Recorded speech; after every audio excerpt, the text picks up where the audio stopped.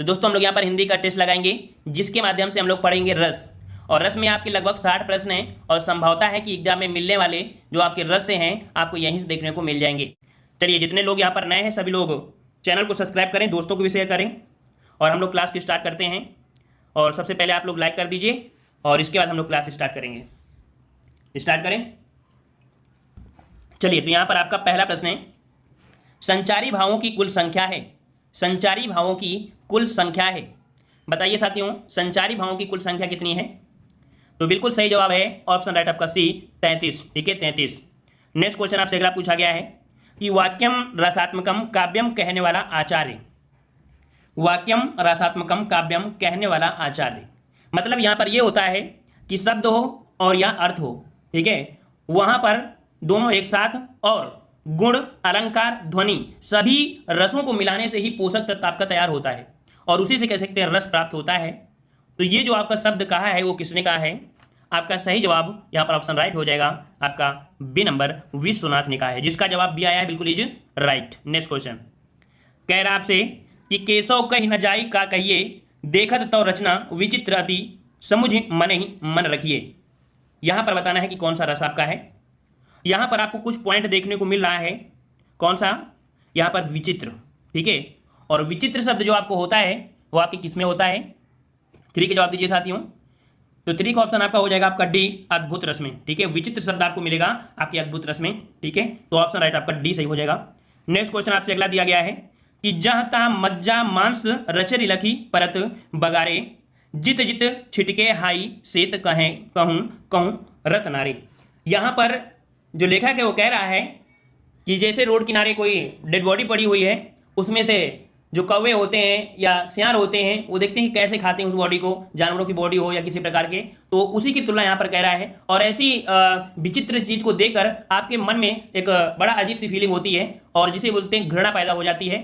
और घृणा पैदा हो जाती है जो कि आप देख सकते हैं 4 का ऑप्शन राइट आपका हो जाएगा ए नंबर, विभत्स रस। ठीक है, विभत्स रस जो कि कह सकते हैं एक घृणा होता है ना, तो इसका जवाब आपका हो जाएगा ए नंबर, विभत्स रस। ठीक है, और नेक्स्ट क्वेश्चन का आते हैं। क्वेश्चन आपसे अगला पूछा गया है कि भरत मुनि के अनुसार रसों की संख्या है। भरत मुनि के अनुसार रसों की संख्या है तो कितनी? यहाँ पर सही जवाब हो जाएगा ऑप्शन राइट आपका यहाँ पर ए नंबर 8 है। ठीक है, याद रखिए भरत मुनि के अनुसार रसों की संख्या कितनी है? 8 है। तो ये जो 9वां रस है वो 9 रस को इसमें ऐड नहीं किया है, कौन सा? तो आपके जो 9वां रस होता है वो शांत रस, तो शांत रस को भरत मुनि ने अपने रसों में शामिल नहीं किया है। ठीक है, ऑप्शन आपका ए सही हो जाएगा।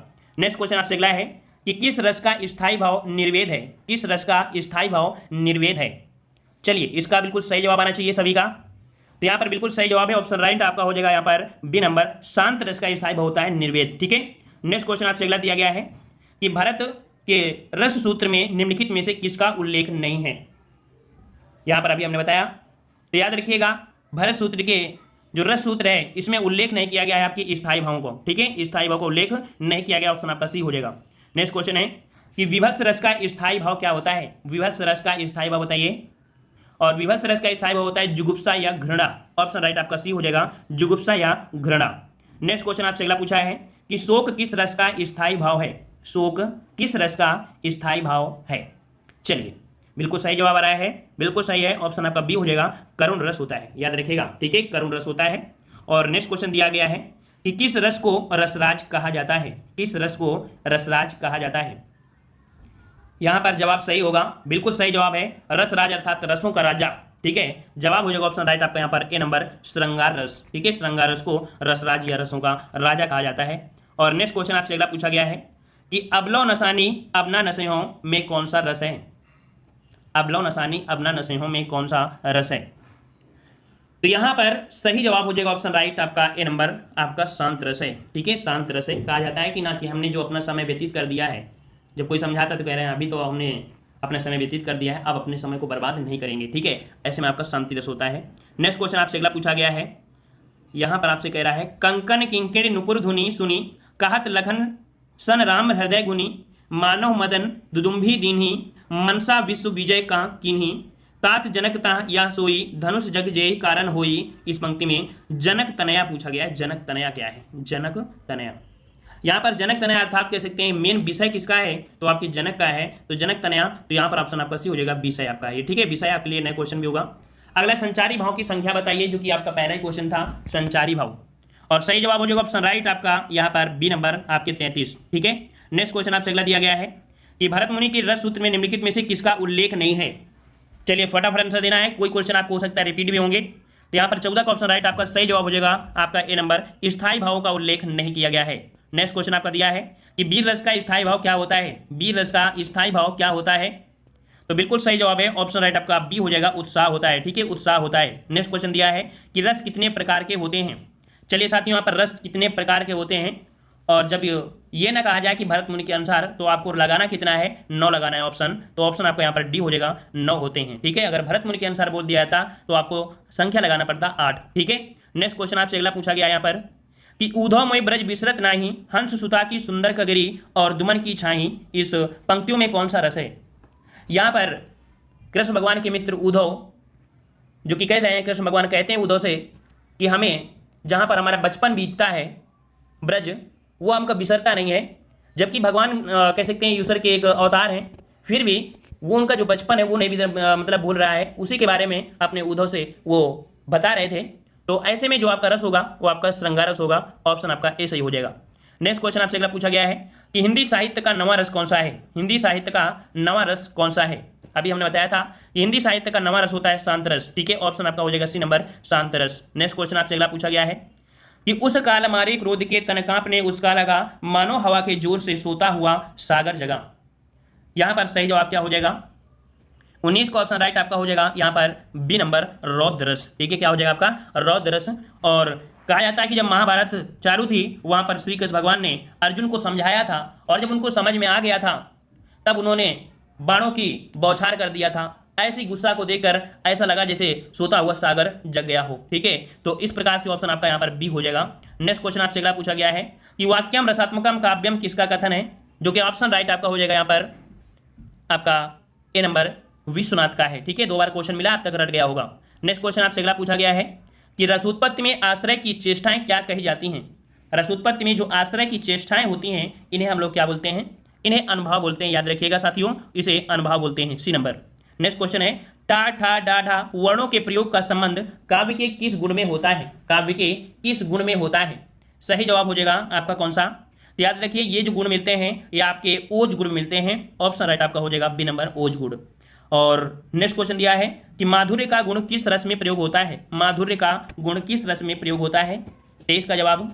तो माधुर्य का जो गुण होता है वो आपके श्रृंगार रस में होता है साथियों। ऑप्शन आपका बी हो जाएगा। आपने हाई स्कूल में अगर अच्छे से पढ़ा होगा, अगर आपके सर ने आपको अच्छे से पढ़ाया होगा या आपने अच्छे से पढ़ा होगा, तो वहाँ पर जो कह सकते हैं कि गद्यांश वगैरह होता है, तो वहाँ पर आपको पूछा जाता है कि इसमें इस प्रसाद में अर्थात कह सकते हैं इसमें कौन सा गुण है, ओज है गुण है, प्रसाद गुण है या माधुर्य गुण है। ठीक है, चलिए नेक्स्ट क्वेश्चन को आते हैं। क्वेश्चन आपसे अगला पूछा गया है कि प्रिय प्रतिभा मेरा प्राण प्यारा कहाँ है, दुख जल निधि डूबी का सहारा कहाँ है।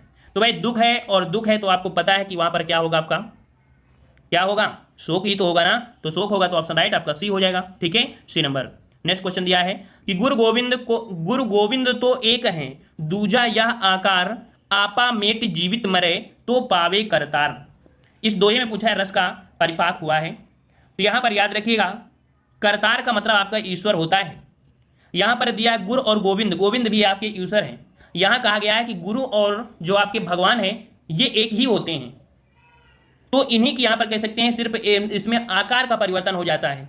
ठीक है, तो यहां पर जो आपका सही जवाब हो जाएगा वो आपका हो जाएगा ऑप्शन राइट आपका सही जवाब 25 को ऑप्शन राइट आपका डी सही हो जाएगा, शांत रस है। ठीक है, शांत रस। जब भी ऐसी बात होती है, बिल्कुल नॉर्मल से किसी को समझाने वाली बात होती है, वहां पर आपको शांति रस प्रयोग होता है। नेक्स्ट क्वेश्चन है कि रौद्र रस का स्थायी भाव बताइए। जितने लोग अभी वीडियो लाइक नहीं किए हैं भाई, वीडियो लाइक किया करिए।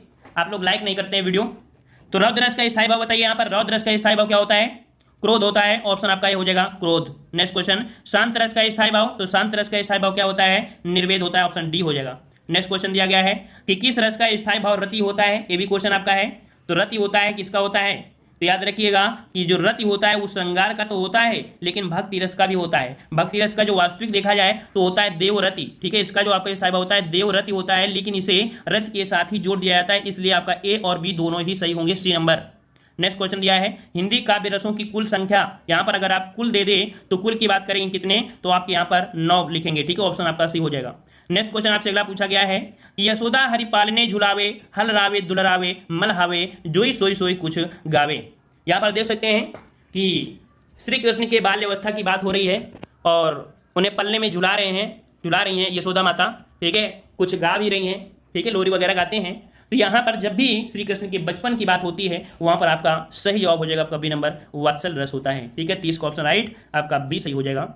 नेक्स्ट क्वेश्चन आपसे अगला पूछा गया है कि उत्साह स्थायी भाव से किस रस की निष्पत्ति होती है, उत्साह, और उत्साह ऑप्शन आपका हो जाएगा यहाँ पर डी नंबर बी रस, जिसका जवाब बी है, बिल्कुल सही है, बी रस।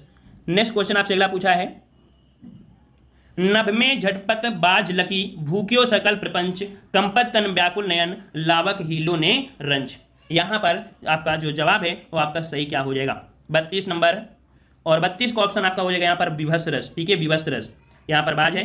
और याद रखिए कुछ पॉइंट है जैसे आपका हड्डी शब्द मिल जाए, है ना, और इस तरह के शब्द आपको मिलते हैं वो आपको हमेशा विभत्स होता है, वहाँ पर घृणा संबंधी आपके होते हैं, ठीक है। और नेक्स्ट क्वेश्चन जैसे मांस हो गया, हड्डी हो गया, ऐसे।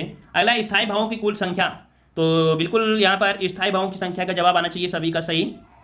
तो स्थायी भावों की कुल संख्या, और कुल संख्या की अगर बात करेंगे तो आपका कितना हो जाएगा, 9 हो जाएगा, जो कि ऑप्शन राइट आपका ए हो जाएगा। नेक्स्ट क्वेश्चन शांत रस का स्थायी भाव बताना है, शांत रस का स्थायी भाव, और शांत रस का स्थायी भाव होता है निर्वेद, जो कि ऑप्शन राइट आपका डी हो जाएगा, निर्वेद।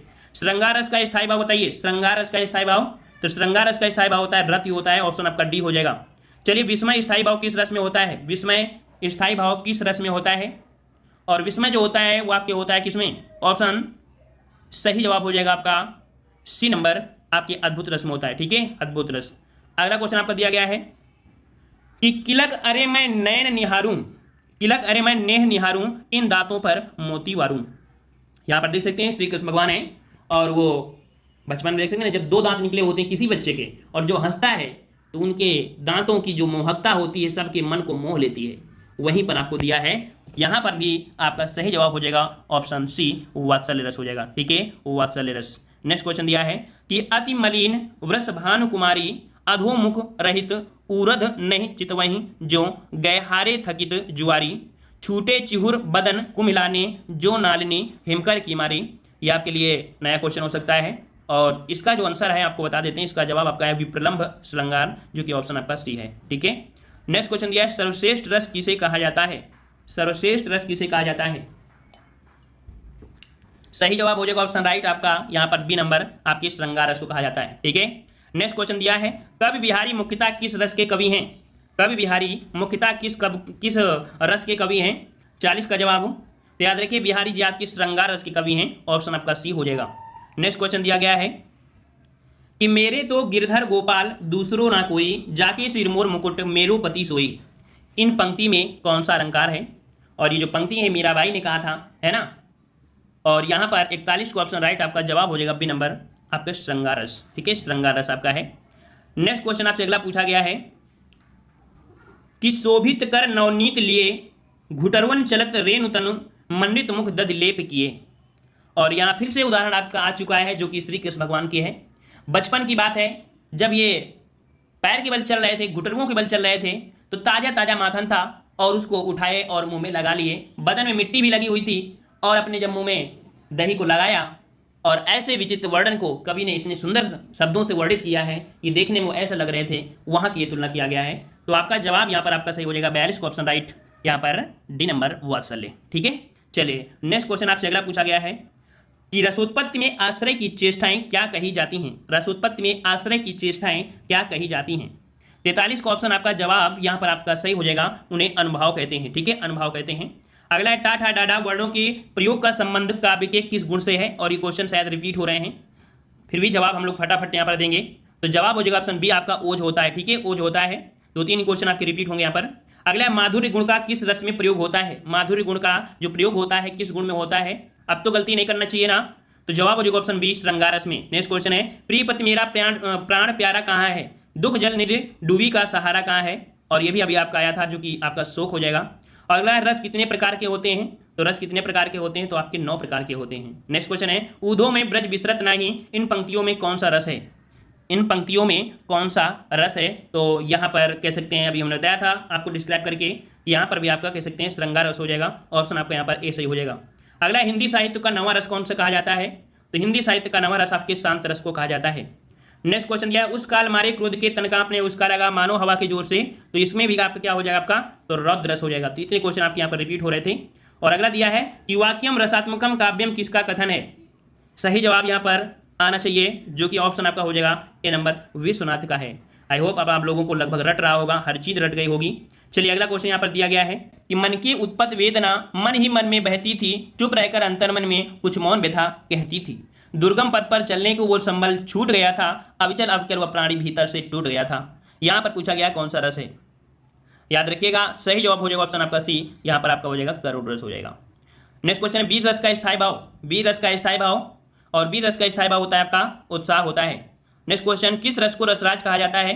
तो आपके श्रृंगार रस को रसराज कहते हैं। सभी क्वेश्चन आपके यहाँ पर रट गए होंगे। अगला है, यहाँ पर नए प्रकार के क्वेश्चन आपको है कि सर्वर सनानाम शांत प्राय ऐश्वादा। ये जो कह सकते हैं ये आपका दिया है, ये आपकी किसने? तो आचार्य लोलगटन, ठीक है, ये आपके हैं आचार्य अभिनव गुप्त दिया है, ठीक है, अभिनव गुप्त। ऑप्शन आपका सी हो जाएगा। अगला है, प्रवाहिता उद्धत तीव्र वायु से विधूर्णिता को लपटे दावाग्नि की नितांत ही थी बनती, भयंकरी प्रचंड दावा प्रलंकरी समा। ये जो आपका है ये आपका भयानक है, ठीक है, भयानक है, बोलने से देखने से समझ में आ रहा होगा।